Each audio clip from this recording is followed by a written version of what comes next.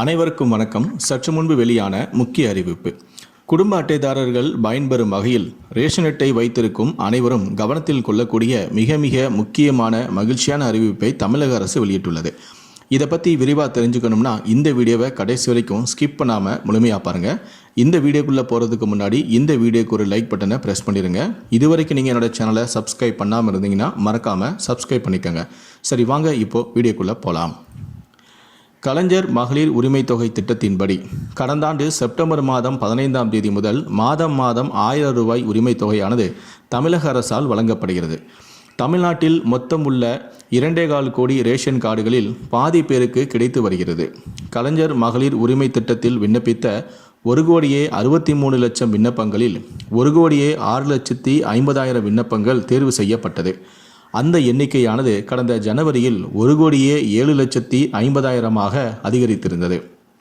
இந்த நிதி ஆண்டில் அரசு ஒதுக்கியுள்ள இந்த 13,720 கோடி ரூபாய் தொகையினை வைத்து 1,14,33,033 பேருக்கு மாதம் 1000 ரூபாயான மகளிர் உரிமை தொகையை வழங்க முடியும்.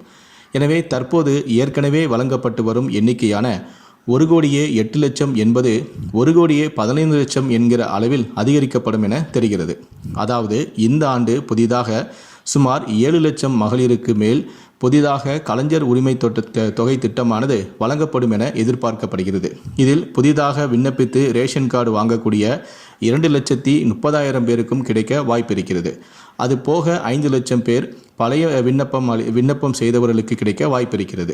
சுமார் 7 லட்சம் பேர் புதிதாக விண்ணப்பித்து பயன்பெற முடியும் என்பதால் புதிதாக மகளிர் உரிமை தொகைக்கு விண்ணப்பிப்பது குறித்து ஜூன் மாதம் 4ஆம் தேதிக்கு பிறகு, அதாவது தேர்தல் முடிவுகள் அறிவிக்கப்பட்ட பிறகு தேர்தல் நடத்த விதிகள் ஜூன் 4ஆம் தேதி வரை அமலில் இருப்பதால் அரசு இது பற்றி அறிவிப்பு எதுவுமே வெளியிடாமல் இருக்கிறது. சட்டசபை தேர்தலுக்கு இன்னும் 2 வருடங்களே உள்ள நிலையில் அதிகப்படியான பெண்களுக்கு புதிதாக மகளிர் உரிமை தொகை கிடைக்க வாய்ப்பும் உள்ளது. இது ஒரு புறம் எனில், மகளிர் உரிமை தொகை விண்ணப்பமானது நிராகரிக்கப்பட்டவர்கள் மீண்டும் விண்ணப்பிக்க ஆர்வமுடனும் இருக்கிறார்கள். அவர்களில் தகுதியான பலருக்கும் இந்த முறை கிடைக்கவும் வாய்ப்புள்ளதாக தகவல்களும் வெளியாகியுள்ளன.